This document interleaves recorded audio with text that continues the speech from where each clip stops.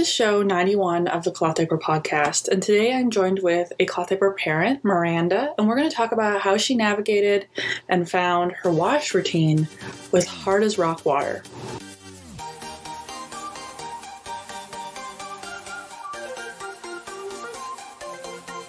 Welcome back to the Cloth Diaper Podcast, a regular show where we share stories of cloth diapering from parents, brands, retailers, and more. Today, I'm really excited to share a parent story. What is a parent story? Well, a parent story is when a cloth diaper mom or dad comes on the show and tells you how and why they cloth diapered and how they overcame any of the obstacles, because there are obstacles that happen.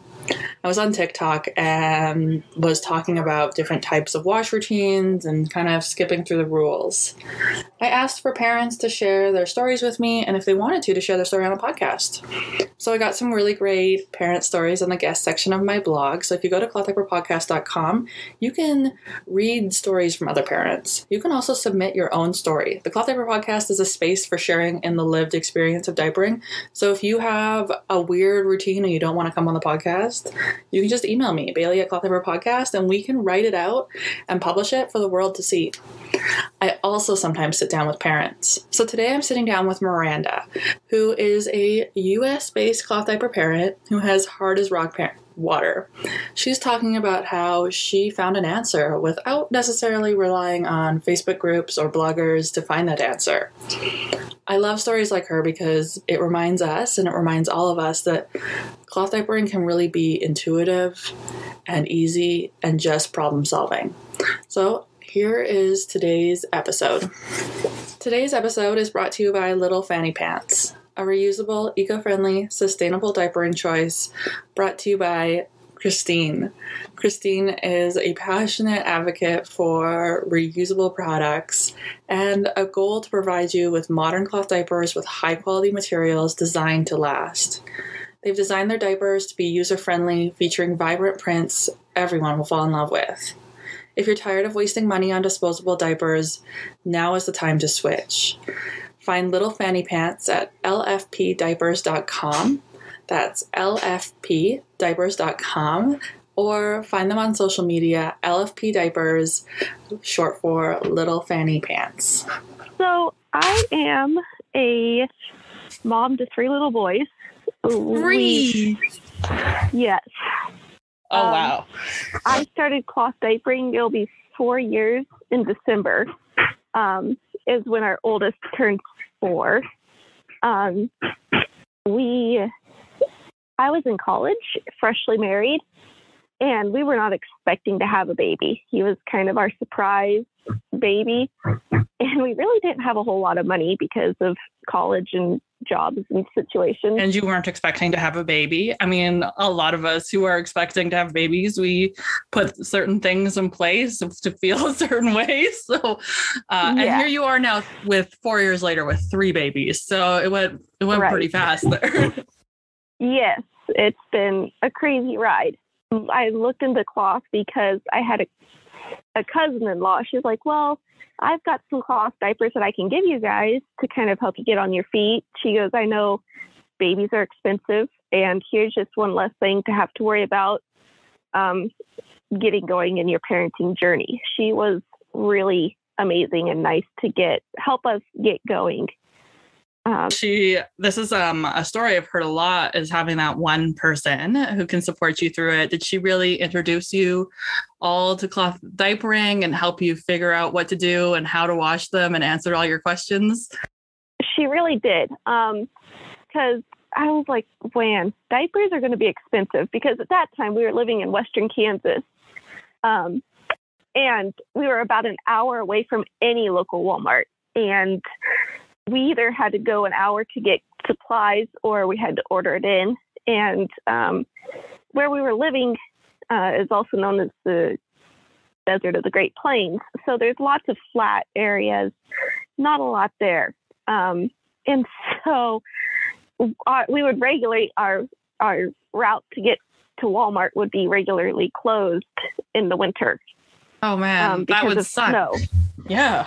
So that was just another big hang up for us besides the price was, well, what do we do if we run out of something, Yeah, I think we don't talk about that nearly enough, is like access to supply chains can be really hard for some people. And cloth can be like the one less thing, like you literally just you can't run. I can run to the corner store because I live in a city, but you can't run to a corner store or it might be closed. Yeah. So those were the two big factors for us starting Cloth.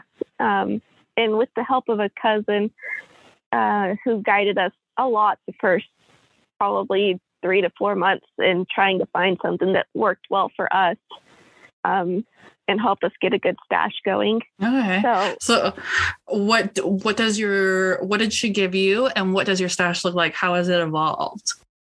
So starting out, we started with the Best Bottoms all-in-two system. Oh yeah, that's a great simple system to get into. Easy system. And we also did a lot of like flour sack towel flats, receiving blanket flats, that sort of stuff. That was my original stash. 95% of it, except for the covers, were thrifted from thrift stores that were in the little town we were in or given to us with the hey, let go, buddy. I've got the baby in my hands. He's trying to play with everything. Are you diapering 3 babies right now, or?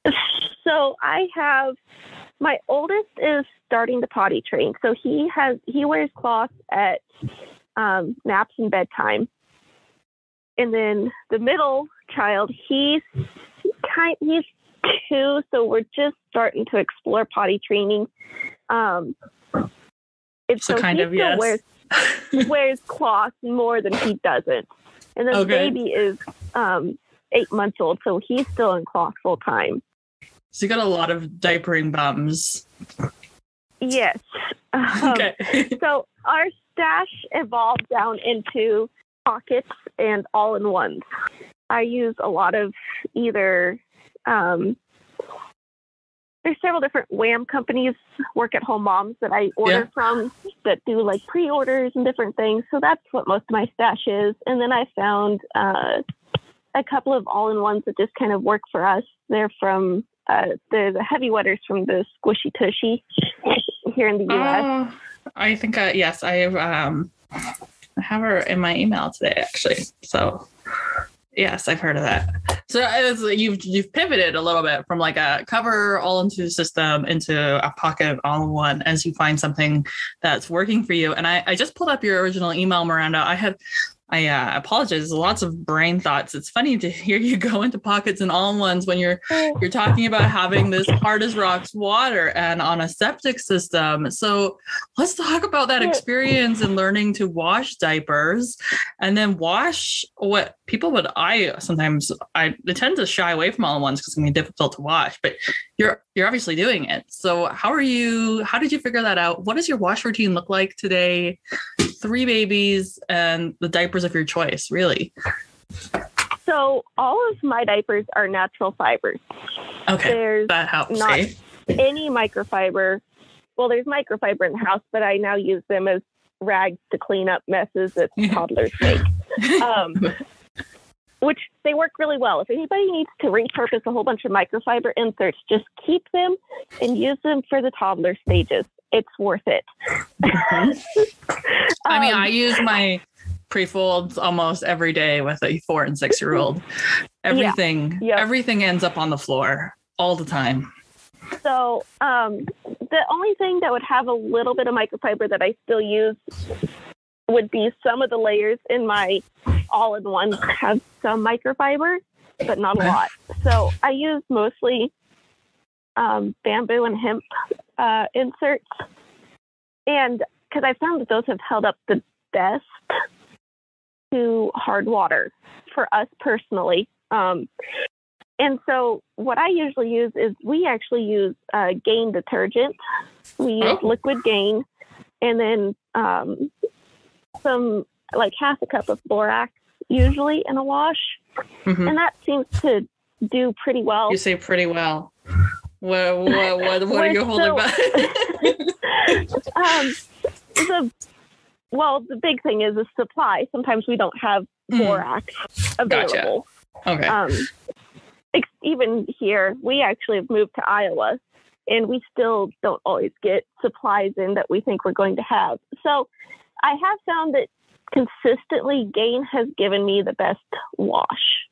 Interesting. I know everybody loves Tide, but that's actually been my worst experiences with using Tide. Well, that is one of the things that, do you have friends locally who cloth diaper? Do they also have Gain experiences? Sometimes we see like regional bubbles where a certain detergent works better. I know my mom and we can't use the same for the dishwasher. She uses the green package, and if I use that at my house, it does not work. So sometimes we see little regional bubbles. It can be. I know that was one of the detergents that my cousin originally suggested to us when we first started diapering. Was she goes, if Tide doesn't seem to work, switch over to Gain. Stuff works well on diapers. So, and usually I've had very consistent results with using liquid Gain and some borax and with the what do you do? What if you're out of borax? So I also have, I keep washing soda around, which is a little bit different than baking soda. And I use a half a cup to a full cup. It just depends on the load size. I can't say I keep washing soda around. Well, so I use that to scrub a lot of things. I kind of use it as a stain treatment on some of my husband's dirty farm clothes that he brings in. I kind of make a paste with it, and it seems to help clear out what needs to be picked up and pulled out of like denim. Well, there's a fun tip of the day. Okay. It's usually borax and Gain. So. Okay. I haven't heard Gain in a long time, which is really awesome. I mean, when I first started diapering 4 or 5 years ago, people loved Gain, and then it kind of fell off. You've got like really hard water. Have you had any hiccups or any troubles that you've had to navigate through? And if so, how did you kind of problem solve that? We had a lot of problems starting. Oh no! I mean, a lot. The first 2 years, I was probably stripping every 6 months. Oh, I mean, it's not too bad, but it's a lot of work. It was it seemed like it was every 4 to 6 months I was sitting trying to troubleshoot what was going on. Lots of barnyard funk, stuff like that. Oh, yeah. Just lots of mineral buildup. And it wasn't until somebody was like, well, I know, and this was in a mainstream cloth group. They were like, well, you need to test your water. And when the test came back to a point of the scale on the side of the container wouldn't even read how hard my water was, I realized that was probably why none of our clothes was getting clean. Oh, well, you definitely, like if you were experiencing, that was my other question, was going to be, is your regular clothes getting clean? Because of that, at that hardness, you most likely were having trouble. Oh, it was a struggle to get clothes clean. And I hadn't never washed with water that hard before, because I grew up on a well and septic. And our water, it was marginally hard. Like it would leave hard water spots on stuff, but it wasn't like so crazy hard that it wasn't cleaning stuff, if that clothes and stuff. Yeah. If that makes sense. So. Oh, it does. Is that when you decided to kind of go into adding an additive to your routine once you kind of had it tested and realized what you were dealing with? Yes, so I found that out probably within the first year. I'm trying to think back. So within about my first year, I figured out where I was as far as the water hardness. And so adding the borax or any water softeners into the washing machine while I was washing clothes, that really started making a difference. And then I started having issues with stuff wasn't getting clean again. And so I was like, well, let's try switching detergents, because I started out with Tide and hard water. And then so we switched to Gain and the water softener additive, and it's worked well ever since. We have not had any issues. I probably haven't stripped diapers in several years, just because they've always stayed clean and haven't had any problems. It's hard water is such a challenge. How do we navigating through that? And when you need it, did you start adding the borax and softeners to your regular clothes to get some better cleaning? Yep. So everything gets washed with a little bit of borax, of course, depending on load size. Typically, though, it's probably a quarter to half a cup of borax for anything that gets ran through the washer anymore. You thought about putting in a home water softener instead? Oh, we just got one in about 3 months ago, something like that. And that has really started changing a lot of stuff. I've had to, here within the past month or so, I've had to not completely revamp, but I've had to really rework what I was doing. So how does your hair feel? I've heard that can make a difference on your hair as well. It feels much cleaner. It's so funny how like hardness impacts all these things about soap. All the soap. Yeah. It's one of those things that I never really realized this until we ran out of salt last week in our softener. That was a complete fluke. We have been busy with corn and soybean harvest, and we forgot to check. I was like, man, my hair is really kind of heavy and greasy and nasty. So I opened up the salt container for the water softener, and it was empty. I was like, oh, that would explain why my hair feels like this. So you've gone now. So now you've been dealing with your hard water, and now you're adjusting into a water softener. And how is that kind of going for your laundry? A lot of people have different experiences with water softeners. Some people get frustrated that they over soften. Are you finding that at all?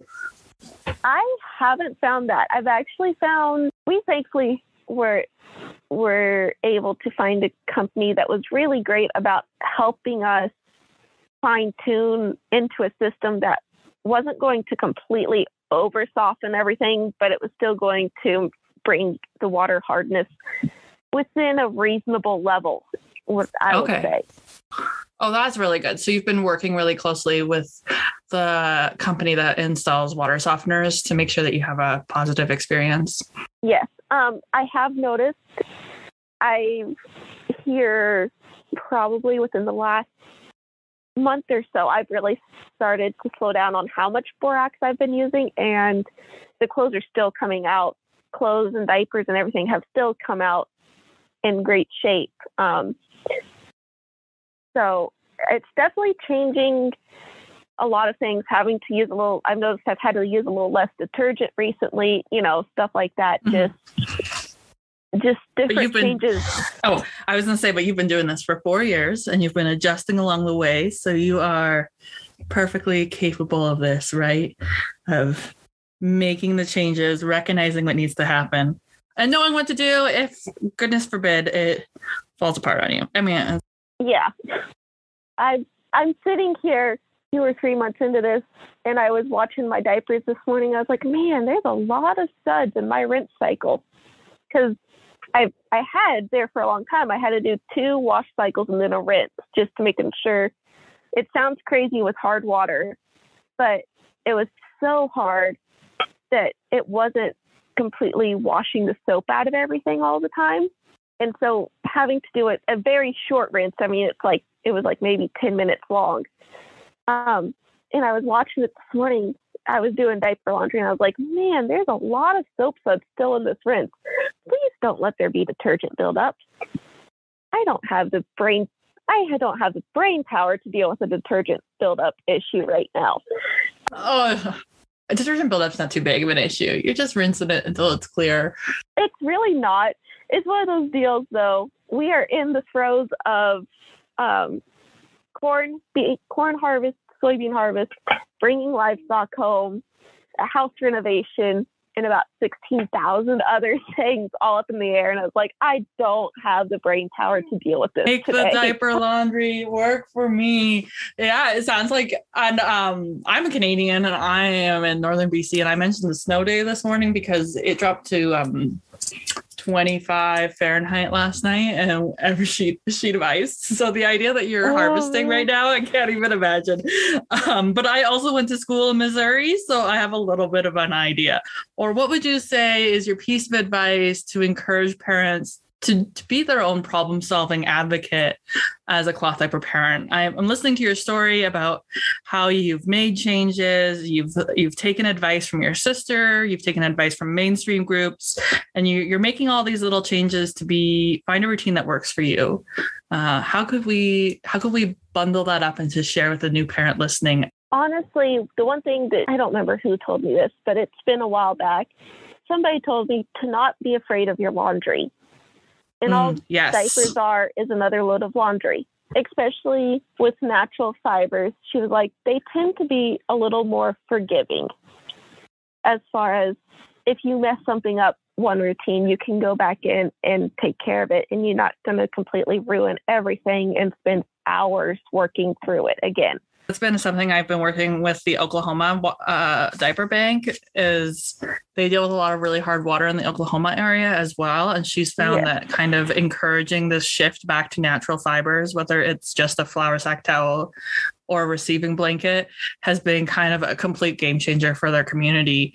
It's been so much easier to navigate wash routines. It's just like, because microfiber's job is to like hold on to dirt.